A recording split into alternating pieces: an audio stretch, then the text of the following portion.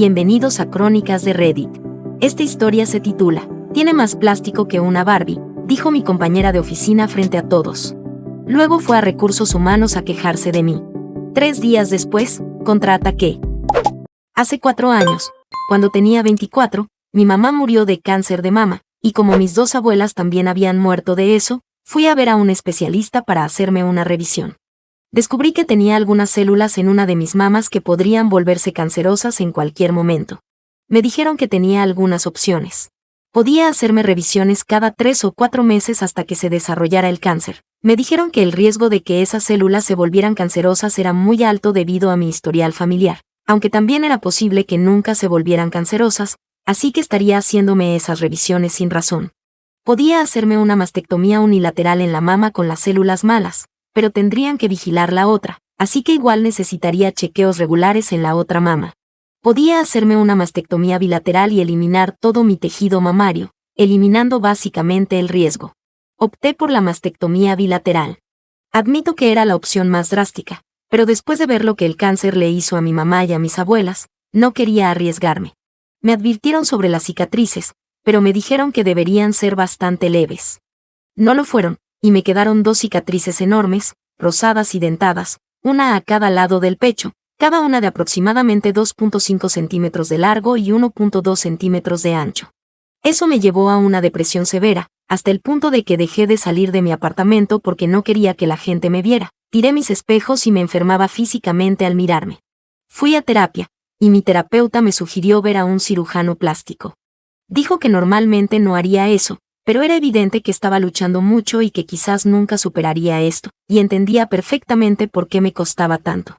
Aunque debo admitir que el terapeuta me envió específicamente a preguntar sobre reducción de cicatrices. El cirujano plástico me sugirió una crema, un láser o implantes. La crema no funcionó, y el láser era caro y arriesgado, así que opté por los implantes. Mis pechos naturales eran talla F, así que elegí una talla ligeramente más pequeña, D. Desde entonces, mi salud mental ha mejorado y me siento mucho mejor con mi apariencia.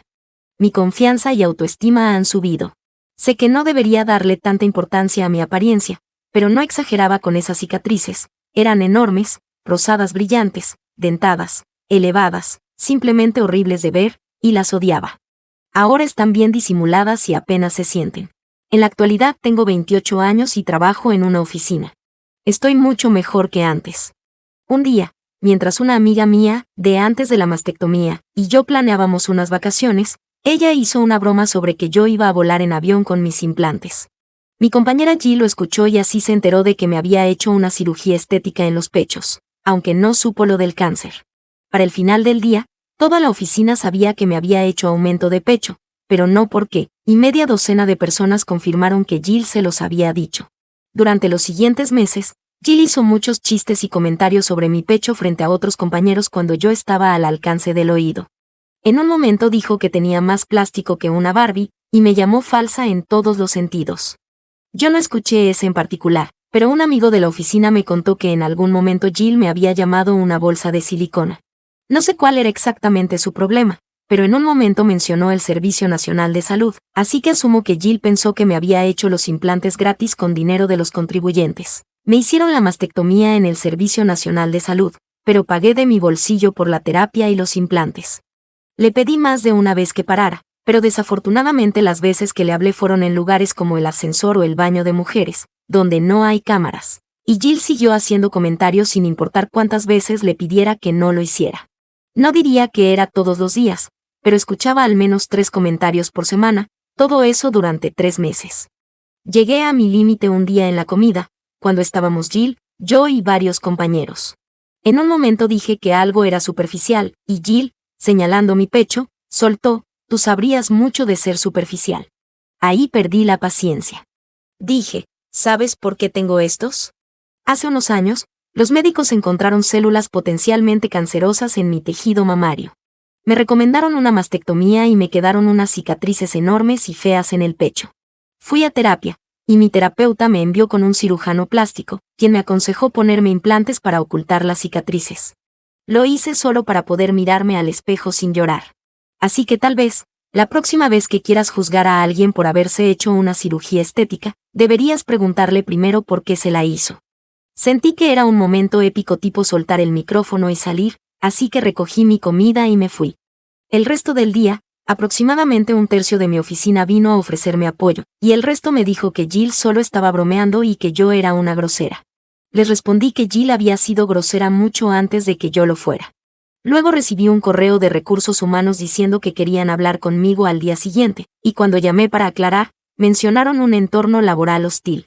Conocía a la persona que firmó el correo y con quien había hablado. Se llama Debbie, y es amiga de Jill en recursos humanos, así que estaba bastante segura de quien me había reportado.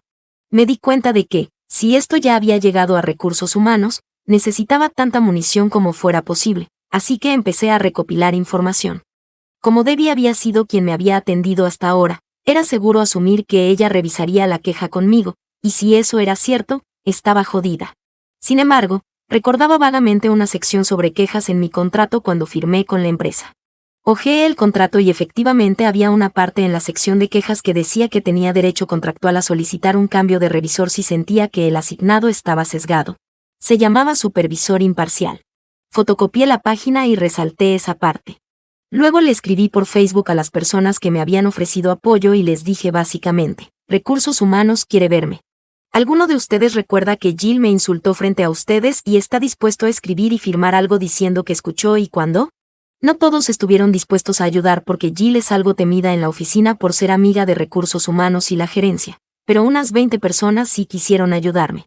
Adiviné aproximadamente cuando le había pedido a Jill que parara anteriormente, las 4 veces en los últimos meses. Algunos momentos eran fáciles de recordar porque habían ocurrido en mis descansos o al llegar al trabajo, y los anoté todos, junto con la hora aproximada de la confrontación en el comedor y una lista de nombres de quienes estaban presentes. Llegué al trabajo un poco temprano al día siguiente. Fui con todos los que me habían escrito, y la mayoría logró darme una carta impresa y firmada. Algunos no pudieron escribirla, pero no importaba. No son palabras exactas porque hay 16 cartas que resumir, pero la idea general era: mi nombre es, su nombre. Trabajo con Jill y con la autora del post. El día tal a la hora tal, hablé con Jill, durante lo cual se refirió a la autora del post como el insulto citado.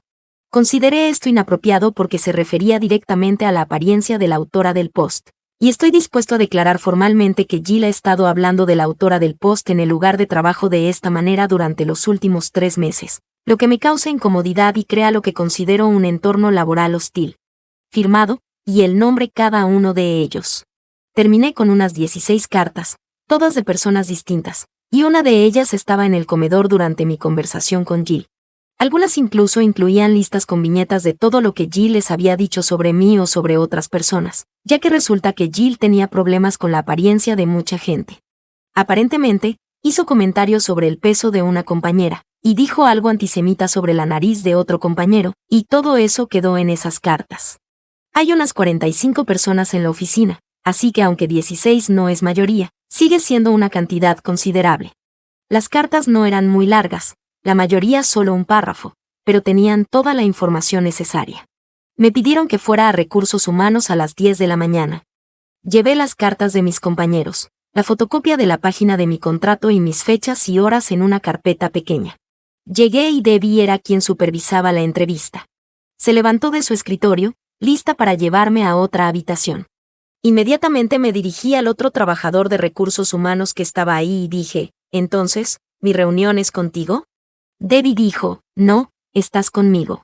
Respondí que eso no me parecía bien, porque mi contrato dice que tengo derecho a un supervisor imparcial, y mientras decía esto saqué la página del contrato de mi carpeta. Debbie la leyó, no la dejé tomar el papel porque había una trituradora demasiado cerca, y dijo que podía ser imparcial. Le respondí que no quería causar problemas, pero que tenía buenas razones para creer que la persona del otro lado de esta queja es su amiga, y mi contrato sí dice que tengo derecho a un supervisor imparcial. Debbie se fue furiosa a buscar al supervisor. El supervisor preguntó cómo sabía que ella no podía ser imparcial, y le dije que tenía buenas razones para creer que Jill, la persona del otro lado de la queja, es amiga cercana de Debbie. Él le preguntó a Debbie si era cierto, y ella solo respondió, «Puedo ser imparcial». El supervisor respiró hondo, pidió al otro representante de recursos humanos que lo acompañara, y los 4 fuimos a revisar la queja. Les agradecí por ser tan comprensivos, temía haberlos molestado, Debbie sacó la queja y los tres la revisaron conmigo. Debbie parecía querer matarme durante toda la entrevista. Claramente había anticipado despedirme, o al menos recomendar que me despidieran. La entrevista fue algo así. Duró más de media hora y me hicieron las mismas preguntas varias veces con distintas formulaciones, así que esta es una versión muy resumida. Dijiste afuera que crees que Jill te reportó. ¿Por qué piensas eso? Jill ha tenido un problema conmigo durante unos 3 meses. ¿Por qué no viniste con nosotros cuando te diste cuenta de que Jill tenía un problema? Yo no tenía ningún problema con ella. ¿Qué problema tiene Jill contigo? Hace 4 años, un especialista identificó células potencialmente cancerosas en mi tejido mamario. Me operé para remover todo mi tejido mamario, eliminando así las células y el riesgo. Después de la cirugía, me quedaron cicatrices grandes en el pecho. Fui a terapia por baja autoestima y depresión. El terapeuta me sugirió un cirujano plástico, quien me recomendó implantes mamarios para cubrir las cicatrices. Todo esto está en mi historial médico, del cual ustedes tienen copia en mi expediente y tienen mi permiso total para revisarlo. Jill se enteró de mis implantes mamarios, pero no supo lo del cáncer. Jill tuvo un problema con mis implantes y decidió comunicar ese problema a nuestros compañeros. ¿Por qué crees que esto es cierto? Aquí tienen 16 declaraciones firmadas de distintos compañeros, todas testificando que Jill les contó a todos en la oficina que me había puesto implantes el mismo día que se enteró, y desde entonces ha hecho comentarios frecuentes sobre esos implantes. Incluyen citas de lo que Jill les dijo y fechas y horas aproximadas. ¿Fechas y horas aproximadas? Nadie sabía que esto llegaría tan lejos, así que nadie tomó notas en el momento. ¿Qué evento o eventos crees que llevaron directamente a esta queja de acoso? Para mí, el acoso comenzó cuando Jill le contó a todos sobre mis implantes sin mi consentimiento, pero en cuanto a la queja presentada contra mí, probablemente fue lo que pasó ayer en el comedor. Jill hizo un comentario sobre que era superficial mientras señalaba mis pechos, y yo respondí dándole una versión resumida de mi historial médico relevante y terminando con un comentario sobre la importancia de conocer toda la historia. Hay cámaras en el comedor, así que seguro podrán encontrar esa conversación. Admito que podría haber manejado la situación mejor, pero después de 3 meses sentí que tenía que poner un límite. Aquí tienen una lista de nombres de las personas que también estaban presentes. Había 6 personas en la mesa, incluyéndome a mí y a Jill. Una de esas personas también está en esas cartas y ha escrito su versión de la conversación y la firmó. ¿Habías tenido alguna conversación con Jill antes sobre sus comentarios? Varias, distribuidas en los últimos 3 meses. Cada vez le comuniqué que me sentía incómoda y molesta con esos comentarios y le pedí amablemente que parara. ¿Sabía Jill, en algún momento, sobre tu historial de cáncer? No. No se mencionó en la conversación con mi amiga que ella escuchó, y no se lo dije porque francamente no es asunto suyo y no sentí la necesidad de detallar mi historial médico a una compañera de trabajo solo para evitar más acoso sexual. El supervisor se levantó y dijo, bueno, creo que hemos terminado aquí. Me estrechó la mano y me envió de regreso a mi escritorio, diciendo que me contactarían después de revisar la evidencia, cartas, cámaras, historial médico y cualquier otra cosa que ya tuvieran, y tomar una decisión sobre el caso. Regresé a mi escritorio, abrí mi hoja de vida y me preparé para empezar a buscar otro trabajo. Pasó aproximadamente 1 hora, y luego la persona que escribió una carta y estuvo en la conversación del comedor fue llamada a una reunión con recursos humanos. Regresó unos 10 minutos después. Las otras personas que también estuvieron en la conversación del comedor fueron llamadas una por una, excepto Jill. Todas estuvieron ausentes unos 10 minutos y luego regresaron, buscaban a un compañero y les decían que recursos humanos quería verlos. Luego llamaron una por una a las personas que escribieron cartas pero no estuvieron ahí ayer, y cada una estuvo ausente unos 10 minutos, algunas más, algunas menos. Alrededor de las 3:30, parecía que todos los que escribieron cartas o estuvieron en el comedor ya habían sido entrevistados. Finalmente, llamaron a Jill. Estuvo ausente unos 30 minutos y regresó furiosa. Me miró con odio mientras yo trabajaba, pero la ignoré. Alrededor de las 4:30, Jill fue llamada de nuevo a recursos humanos. A las 5, todos estaban saliendo o preparándose para irse, cuando Jill regresó furiosa a la oficina. Me miró con odio todo el tiempo que empacaba sus cosas. Luego empezó a decirle a cualquiera que quisiera escuchar que yo la había hecho despedir, antes de abrirse paso hacia el ascensor. Luego me llegó un correo de recursos humanos informándome que mi caso estaba cerrado. Amigos, qué maravilla tener una amiga que ve tu cuerpo y piensa, esto da como para 3 meses de bullying. Se entera de tus implantes, los convierte en el chisme del día, empieza a llamarte bolsa de silicona, le cuentas la verdad, y en vez de callarse, corre a recursos humanos.